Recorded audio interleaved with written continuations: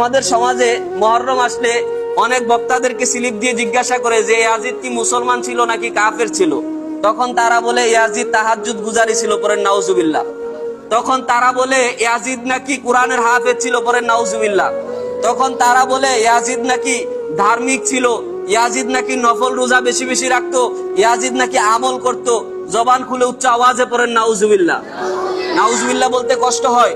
আপনি জানলে অবাক হবেন, ইয়াজিদ ওই ইয়াজিদ যেই ইয়াজিদ সর্বপ্রথম মদিনার ভিতরে আক্রমণ করেছে, ইয়াজিদ ওই ইয়াজিদ ক্ষমতার ভিতরে বসার পরে ইয়াজিদ মদকে হালাল করে দিয়েছে, ইয়াজিদ ওই ইয়াজিদ যেই ইয়াজিদ ক্ষমতার ভিতরে বসার পরে তার রাজসভা উদযাপন করার জন্য বেগানা মহিলা দিয়ে নাচ গান করিয়েছে, ইয়াজিদ ওই ইয়াজিদ যেই ইয়াজিদের নেতৃত্বে মদিনার ভিতরে অসংখ্য মুসলিম মহিলার নারী নির্যাতন অর্থাৎ ধর্ষণ, অবাগান্ডা এবং এই তার ইয়াজিদের ক্ষমতার অপব্যবহার চালিয়েছে। এখন ইয়াজিদের পক্ষে কথা বলার লোক পর্যন্ত তৈরি হয়ে গেছে। অনেকে বলে যে ইয়াজিদ তো আর কারবালার ময়দানে উপস্থিত ছিল না, ইয়াজিদকে দোষ দিয়ে লাভ নাই। ইয়াজিদের কাছে যখন ইমাম হুসাইনের মাথাটা নিয়ে গেছে, ইয়াজিদ ইমাম হুসাইনের দাঁত মুবারকের মধ্যে বডিটার মধ্যে ঘোড়া চালিয়ে দিয়েছে, নাউজুবিল্লাহি মিন যালিক, এবং মাথা নিয়ে গেছে মাথা মুবারক ইয়াজিদের কাছে।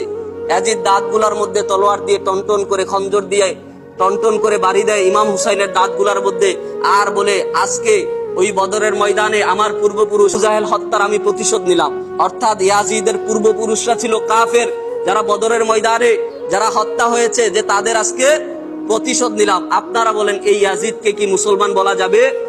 আজকে যারা ইয়াজিদকে মুসলিম বলতে চায়, ইয়াজিদকে যারা তাহাজ্জুদ গুজারি বলতে চায়, ইয়াজিদকে যারা 5 ওয়াক্ত নামাজি কোরআনের হাফেজ বলতে চায়, আমরাও বলে দিতে চাই ইয়াজিদ ওই জায়গার মধ্যে শেষ হয় নাই। ইয়াজিদের নসল আলে রাসূল ইমাম হুসাইনের বংশধর এখন পর্যন্ত যেভাবে দুনিয়ার মধ্যে আছে, ইয়াজিদের বংশর ইমাম হুসাইনের বিরুদ্ধে আশিকে রাসূলদের বিরুদ্ধে এখনো ময়দানের মধ্যে আছে। আমরা রক্ত দিব, কিন্তু আলে রাসূলের মহব্বত থেকে আমাদেরকে পিছপা হওয়া যাবে